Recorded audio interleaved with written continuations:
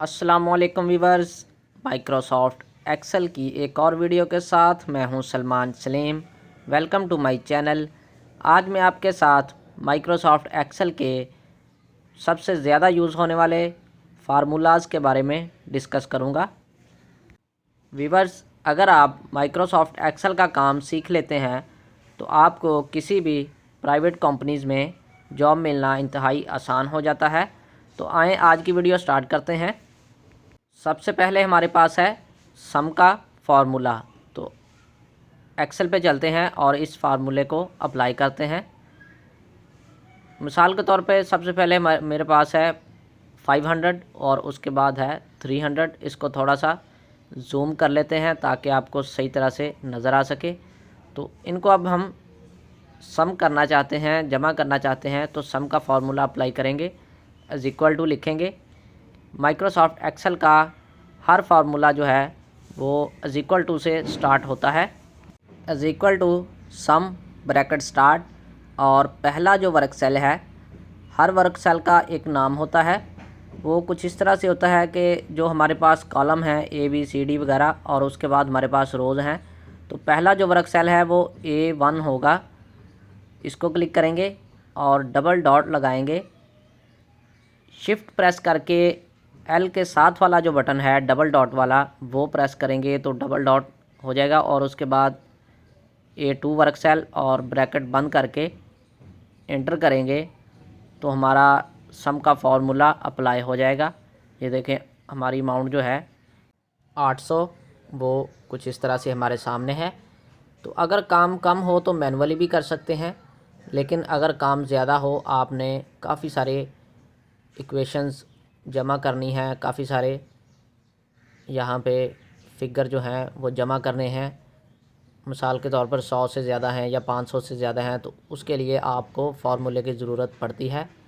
तो मिसाल के तौर पे यहाँ पे मैं कुछ फिगर लिख लेता हूँ और अब हमने इसको सम का फार्मूला अप्लाई करना है। Is equal to sum bracket start, पहला वर्क सेल A1 है और डबल डॉट, शिफ्ट प्रेस करके L के साथ वाला जो डबल डॉट वाला बटन है वो, और लास्ट वाला वर्क सेल A9, ब्रैकेट बंद करके इंटर प्रेस करेंगे तो कुछ इस तरह से हमारा आंसर जो है वो आ जाएगा। हमारा सम का फार्मूला अप्लाई हो जाएगा। इसके बाद दूसरा जो फार्मूला है वो है माइनस का फार्मूला, उसको अप्लाई करते हैं। तो एक्सेल पे चलते हैं और इनको डिलीट कर देते हैं फ़िलहाल। तो यहाँ पे मैं अमाउंट लिख लेता हूँ, मिसाल के तौर पे 500, और नीचे लिख लेते हैं 200। और अब हमने माइनस का फार्मूला अप्लाई करना है। इज इक्वल टू पहला वर्क सेल माइनस दूसरा वर्क सेल लिख के इंटर करेंगे तो हमारा जो फार्मूला है वो अप्लाई हो गया है। कुछ इस तरह से आंसर हमारा आ गया है। और इसके बाद तीसरा फार्मूला है मल्टीप्लाई का फार्मूला। इसको अप्लाई करके देखते हैं। एक्सेल पे जाएंगे और इनको पहले वाले को डिलीट कर देते हैं। तो और पहले वर्क सेल में लिख लेते हैं 500 और दूसरे में लिख लेते हैं 25। अब हमने मल्टीप्लाई का फार्मूला अप्लाई करना है। इज इक्वल टू A1 पहला वर्क सेल और मल्टीप्लाई A2 और एंटर करेंगे तो हमारा मल्टीप्लाई का फार्मूला जो है अप्लाई हो जाएगा। इसके बाद व्यूअर्स, अगला हमारे पास है डिवाइड का फार्मूला। इसको यूज़ करते हैं। तो एक्सेल ओपन करेंगे और पहले वाले को हम डिलीट कर देते हैं। मिसाल के तौर पे यहाँ पे लिख लेते हैं 500, और इसको हमने डिवाइड करना है 5 पे। तो यहाँ पे डिवाइड का फार्मूला अप्लाई करेंगे। इज इक्वल टू A1 और शिफ्ट के साथ वाला जो बटन है स्लैश वाला डिवाइड का, वो प्रेस करेंगे और A2 और एंटर प्रेस करेंगे तो हमारा डिवाइड का फार्मूला अप्लाई हो जाएगा। इसके बाद व्यूअर्स अगले फार्मूले पे चलते हैं। अगला है मिनिमम का फार्मूला। मिसाल के तौर पर हमारे पास काफ़ी ज़्यादा जो है फ़िगर्स हैं उनमें से हम मिनिमम फ़िगर्स देखना चाहते हैं कि मिनिमम फ़िगर्स कितने हैं। तो यहाँ पे कुछ फ़िगर्स मैं टाइप करूँगा और मिनिमम का फार्मूला अप्लाई करेंगे is equal to minimum bracket start A1 और डबल डॉट लगाएंगे और A8 ब्रैकेट बंद करके इंटर प्रेस करेंगे तो मिनिमम जो अमाउंट है वो हमारे सामने आ गई है। तो इस तरह से व्यूअर्स मिनिमम फिगर जो है वो फाइंड आउट करने के लिए ये वाला फार्मूला यूज़ होता है। इसके बाद व्यूअर्स हमारे पास है मैक्सिमम का फार्मूला। सेम उसी तरह से मैक्सिमम फिगर जो है वो फाइंड आउट करने के लिए मैक्सिमम का फार्मूला अप्लाई करेंगे। तो इसको डिलीट करते हैं जो फार्मूला मिनिमम का हमने अप्लाई किया है, या ना भी करना चाहें तो नीचे हम मैक्सिमम का फार्मूला अप्लाई करते हैं is equal to max bracket start A1 double dot A8 और ब्रैकेट बंद करके इंटर प्रेस करेंगे तो मैक्सिमम फिगर जो है हमारे पास कुछ इस तरह से आ जाएगा। मैक्सिमम फिगर आउट करने के लिए मैक्सिमम का फार्मूला यूज़ होता है। तो इसके बाद हमारे पास है काउंट का फार्मूला। काउंट का फार्मूला यूज़ करते हैं, एक्सेल पे चलते हैं और यहाँ पे हम देखेंगे हमारे पास कितने जो फिगर्स हैं या कितनी हमने अमाउंट यहाँ पे लिखे हैं। तो उसके लिए काउंट का फार्मूला अप्लाई करेंगे। तो जो पहले फार्मूले हमने अप्लाई किए हैं उनको डिलीट कर देते हैं और इनमें से कोई एक दो फिगर जो हैं वो भी डिलीट कर देते हैं। अब हम काउंट का फार्मूला यूज़ करके देखेंगे is equal to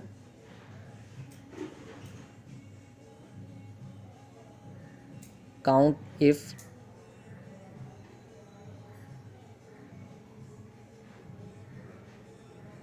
bracket start A1 double dot A8 और ब्रैकेट बंद करके इंटर प्रेस करेंगे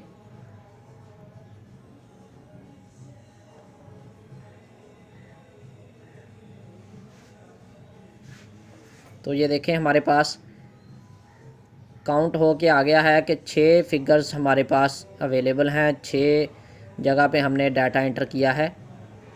दोबारा से यहाँ पे लिखते हैं इक्वल टू काउंट ब्लैंक, यानी काउंट ब्लैंक हम ट्राई करेंगे कि कितने हमारे पास ब्लैंक जो हैं सेल्स हैं। तो कुछ इस तरह से ब्रैकेट बंद करके इंटर प्रेस करेंगे तो हमारा जो आंसर है वो 2 आ गया है कि 2 वर्क सेल्स हमारे पास खाली हैं, ब्लैंक हैं।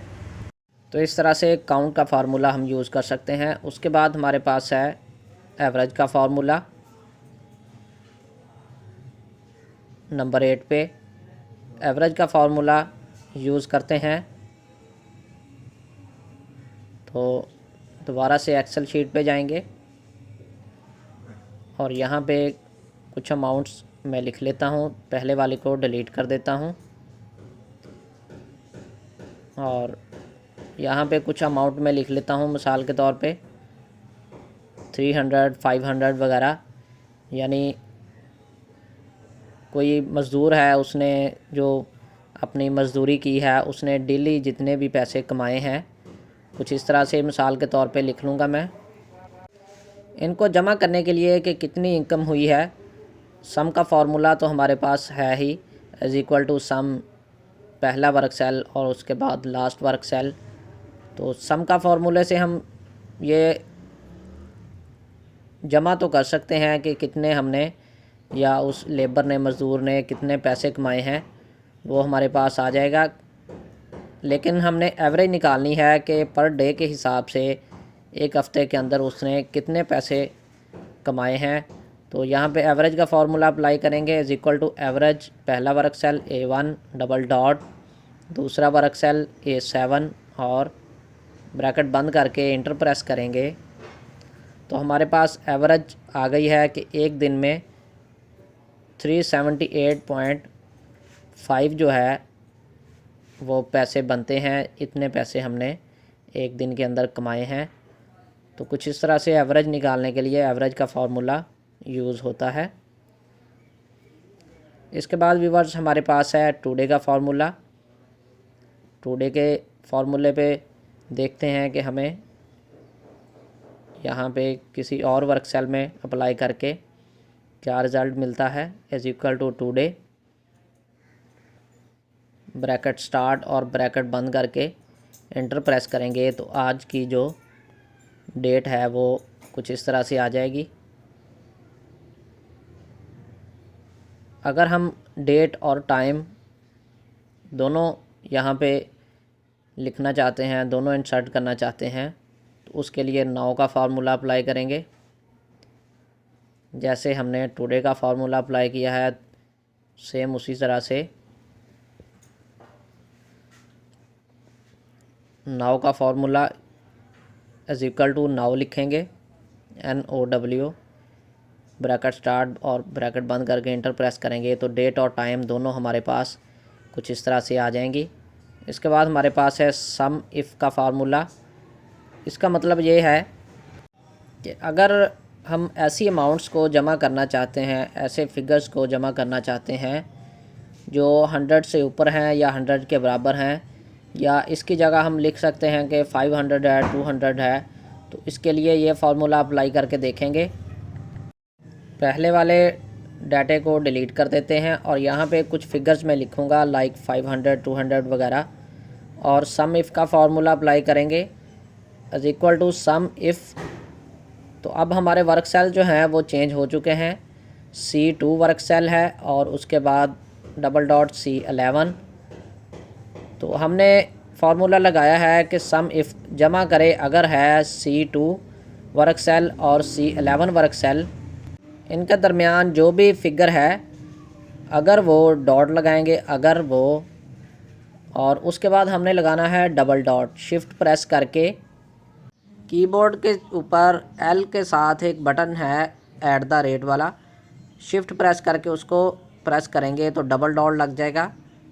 बड़ा है या बराबर है 100 के, तो 100 की जगह आप जो भी अपने हिसाब से वैल्यू सम करना चाहते हैं और फिर से डबल डॉट लगाएंगे। डबल डॉट जैसे हमने स्टार्ट किया वैसे क्लोज़ करेंगे, जैसे हमने ब्रैकेट को स्टार्ट किया और ब्रैकेट को क्लोज़ किया, और इंटर प्रेस कर देंगे तो 100 से ऊपर जो वैल्यूज़ हैं वो हमारी सम हो चुकी हैं, वो जमा हो चुकी हैं। इस तरह से सम इफ़ का फार्मूला हम अप्लाई कर सकते हैं। व्यूअर्स, ऊपर फार्मूला बार के अंदर भी हमारा फार्मूला अप्लाई जो किया है वो लिखा हुआ आ रहा है।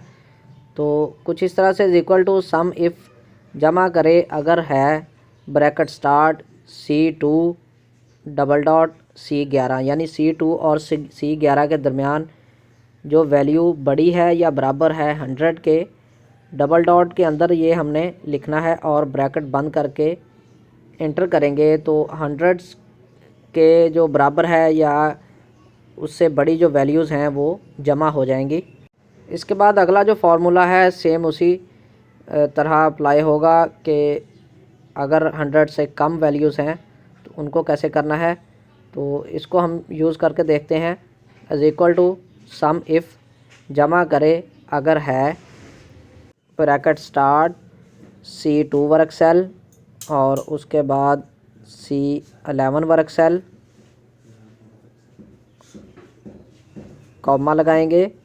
अब हमने जो रिज़ल्ट हम चाहते हैं, जो वैल्यू हम चाहते हैं, उसको डबल कॉमा के अंदर लिखना है। तो ये देखें डबल कॉमा नहीं लगाया तो हमारा रिज़ल्ट जो है नहीं आ रहा। हम चाहते हैं कि 100 से कम या 100 के बराबर जो वैल्यूज़ हैं वो सम हो, तो इनको डबल कॉमा के अंदर एंटर करेंगे तो 100 से कम जो वैल्यूज़ हैं वो जमा होके हमारी कुछ इस तरह से आ गई हैं।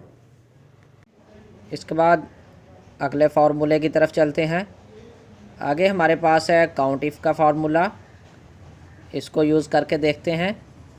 तो एक्सेल शीट पे पहले वाला फार्मूला हम डिलीट कर देते हैं और यहाँ पे लिखेंगे is equal to count if, यानी काउंट करे अगर है bracket start C2 work cell और उसके बाद है C11 वर्क सेल और कॉमा लगाएंगे और सेम उसी तरह डबल डॉट के अंदर हम लिखेंगे बड़ा है या बराबर है 100 के। तो ये देखें डबल कॉमा हमने नहीं लगाया था, दोबारा से ट्राई करते हैं। डबल कॉमा बड़ा है या बराबर है 100 के, फिर से डबल कॉमा और ब्रैकेट बंद करके इंटर करेंगे। तो 100 से बड़ी या बराबर जो वैल्यूज़ हैं वो 5 हैं हमारे पास, वो आ गई हैं। और इसी तरह से काउंट इफ़ अगर 100 से कम या बराबर वैल्यूज़ हैं उनको काउंट करना चाहते हैं तो सेम उसी तरह से ये फार्मूला अप्लाई करेंगे। 100 की जगह आप जो भी वैल्यू अपनी निकालना चाहते हैं, 500 है, 200 है या 50 है, 100 है, जो भी है 90, 70 वगैरह, तो इस फार्मूले से हम काउंट कर सकते हैं। तो मिसाल के तौर पर व्यूअर्स हमारे पास 1000 से ज़्यादा स्टूडेंट्स का डाटा है, तो हम निकालना चाहते हैं कि 800 से ऊपर कितने स्टूडेंट्स हैं जिनके नंबर्स 800 से ऊपर हैं, या ऐसे स्टूडेंट्स जिनके नंबर्स 300 से कम हैं। तो उसके लिए हम सारा डाटा जो है एक साथ ही निकाल सकते हैं एक ही फार्मूले से, काउंट इफ़ के फार्मूले से। इसके अलावा व्यूअर्स अगर आप किसी प्राइवेट अदारे में, किसी फैक्ट्री वगैरह में जॉब करते हैं तो आप स्टाफ की अटेंडेंस भी निकाल सकते हैं काउंट इफ़ के फार्मूले से। ऐसा स्टाफ जिसकी अटेंडेंस 26 से ऊपर है एक महीने की या 20 से कम है एक महीने की, तो सारे स्टाफ को अटेंडेंस जो है वो सिलेक्ट करके काउंट इफ़ का फार्मूला अप्लाई करेंगे। तो कुछ इस तरह से उसकी अटेंडेंस भी हम निकाल सकते हैं। माइक्रोसॉफ्ट एक्सेल के अंदर फार्मूले जो हैं वो बहुत ज़्यादा ज़रूरी हैं। तो व्यूअर्स कमेंट्स में ज़रूर बताइएगा आपको आज की वीडियो कैसी लगी।